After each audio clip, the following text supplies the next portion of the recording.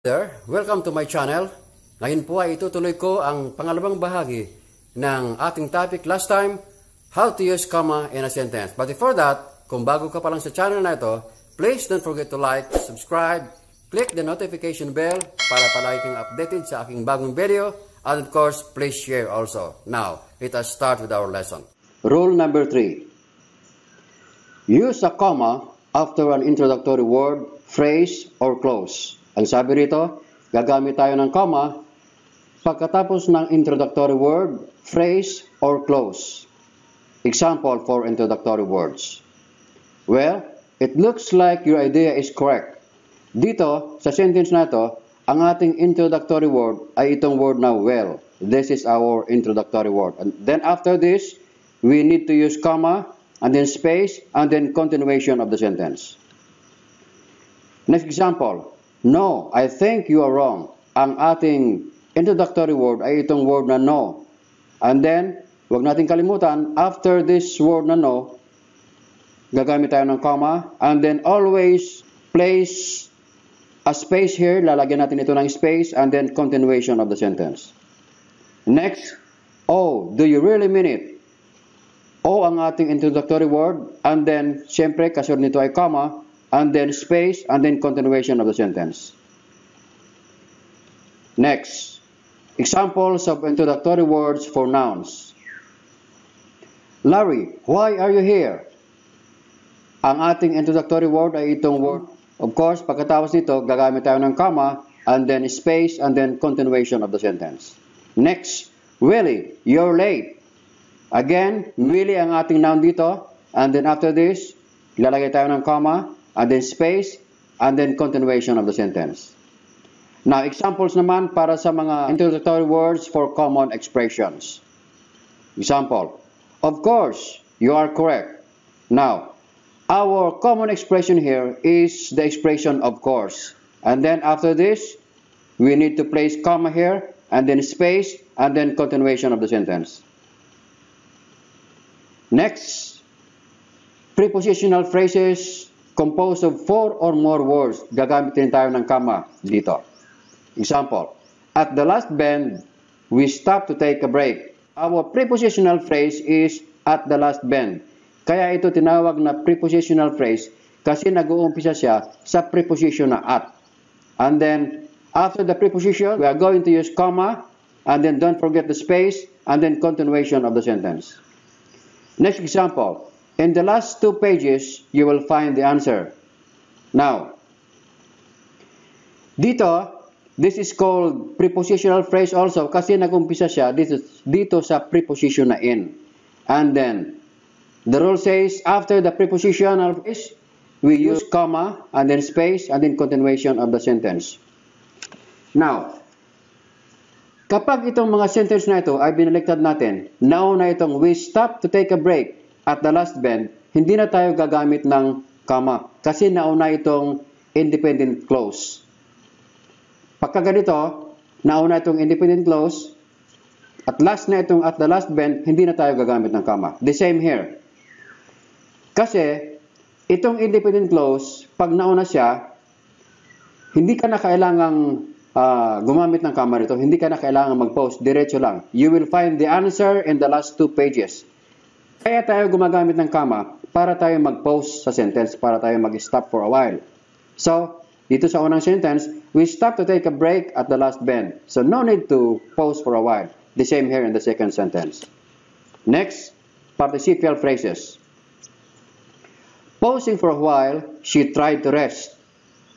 This is called participial phrase kasi nag-uumpisa siya dito sa participle na pausing. By the way, itong pausing ay isang uri ng participle na tinatawag natin na present participle. Kaya naman siya tinatawag na present participle kasi it ends with ing.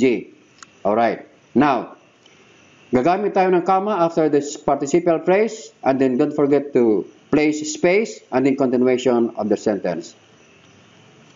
Next, broken into pieces, the mirror became useless. Now, in this sentence, ang ating participial phrase ay itong broken into pieces. Now, ito ay tinatawag natin na participial phrase kasi it begins with a past participle broken. By the way, itong broken, ang past participle ng verb na break.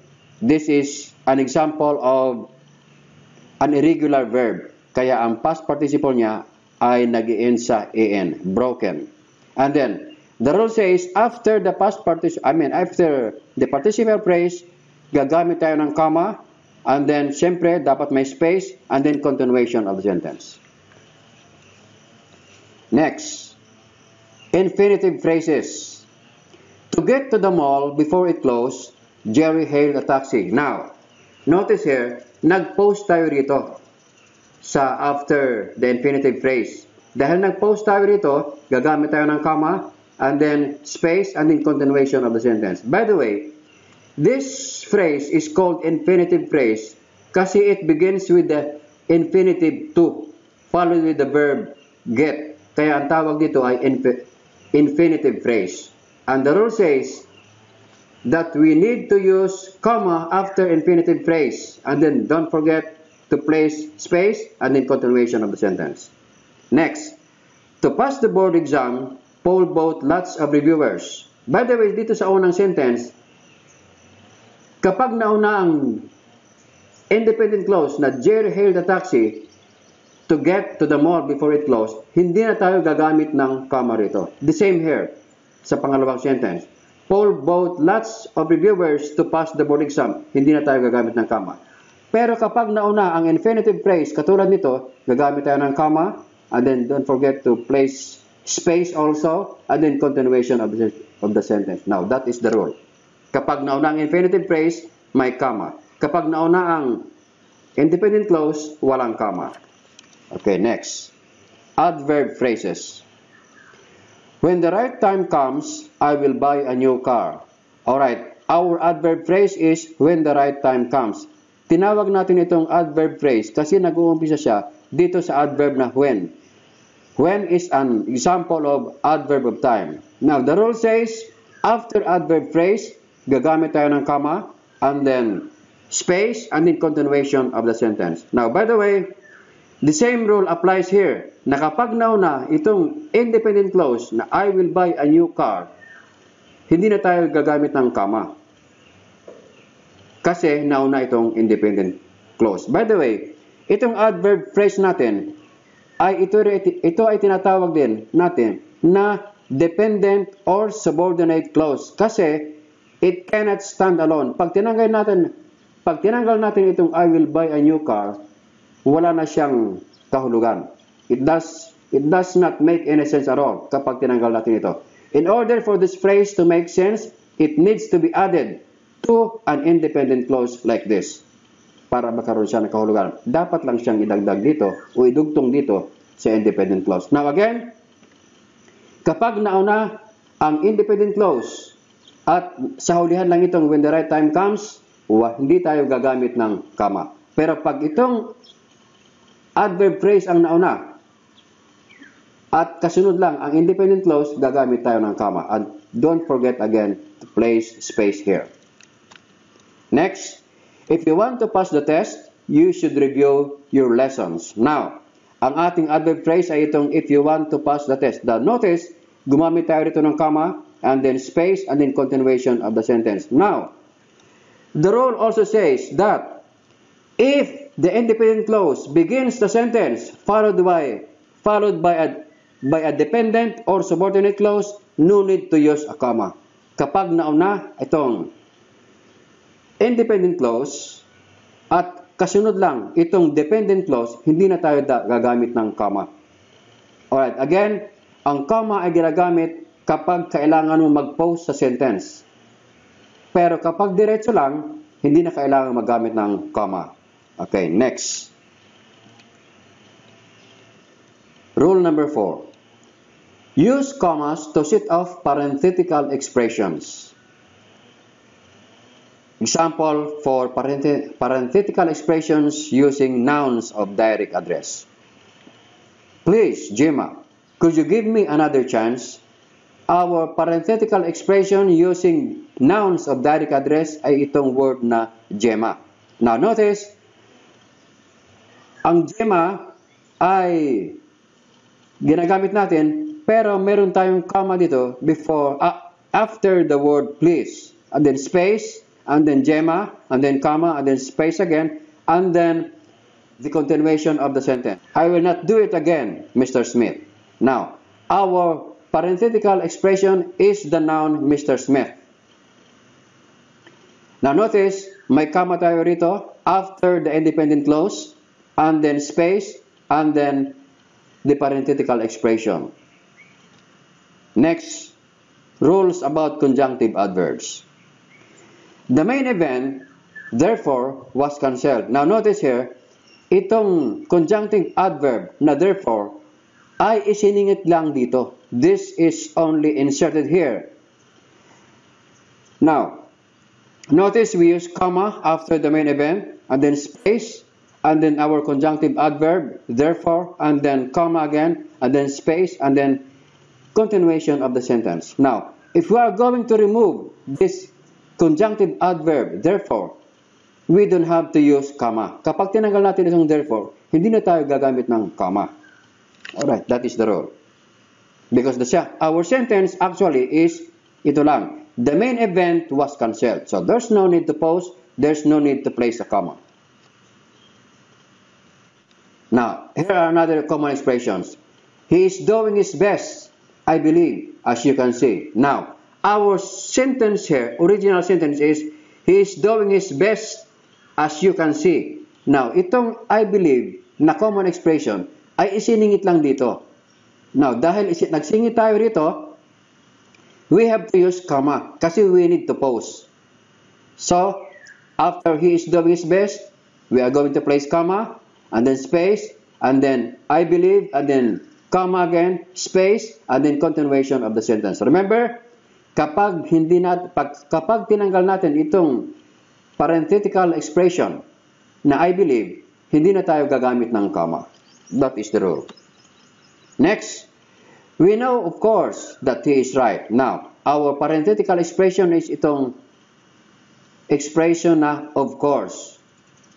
And then, ang ating original sentence ay ito lang. We know that he is right. Nagsingit lang tayo rito na expression, so we need to place comma here, and then space, and then the expression, of course, and then comma, and then space, and then continuation of the sentence.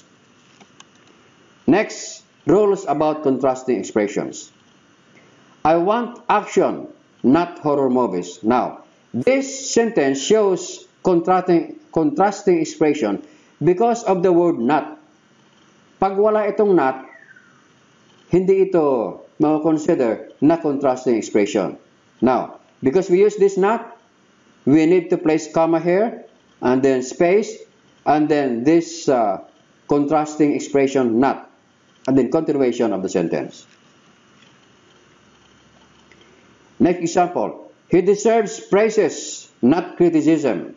Now notice we use again the negative expression not here to show contrasting expression. Then, the rule says that we need to place comma before the contrasting word. Comma here, and then space, and then the negative word, not, and then continuation of the sentence. Next, rule number 5.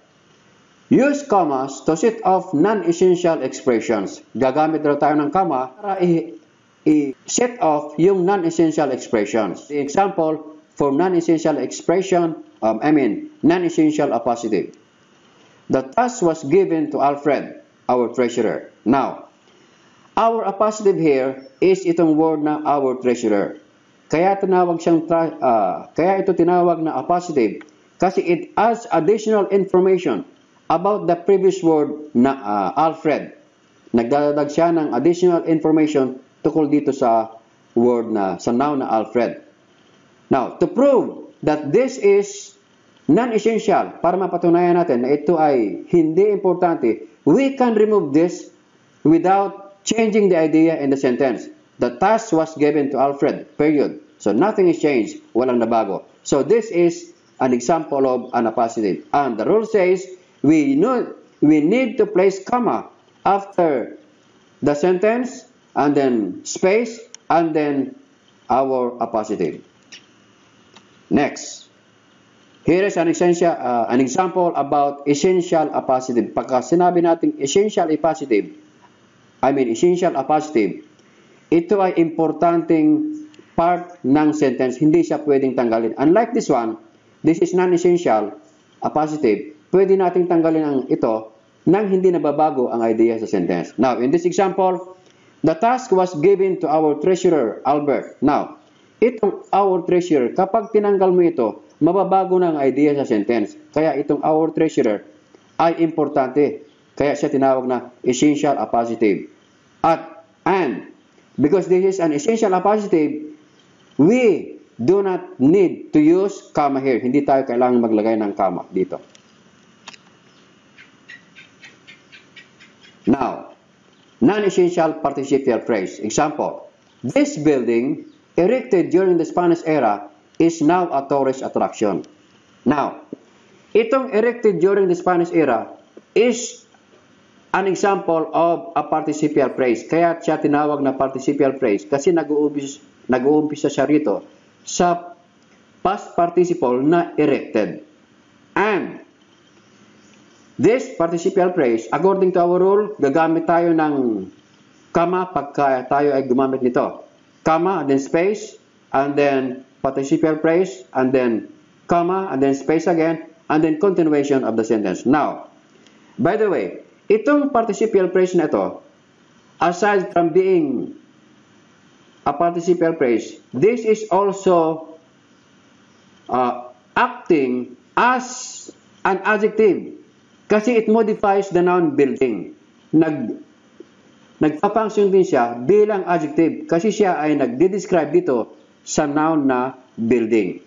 Kaya ito rin siya. And another thing, ito rin ay makukonsider din natin na appositive din siya kasi it adds additional information about the noun building. Kaya tama pa rin ang paggamit natin dito ng comma. Next rule, non-essential adjective clause.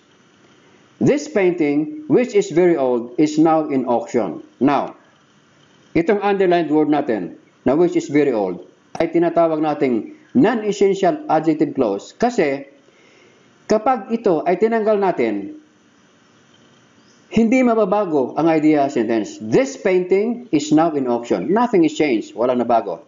Now, if you've learned something in this video, please don't forget to like, subscribe, click the notification bell in order to be updated, and of course, please share also. Thank you very much for watching. See you again.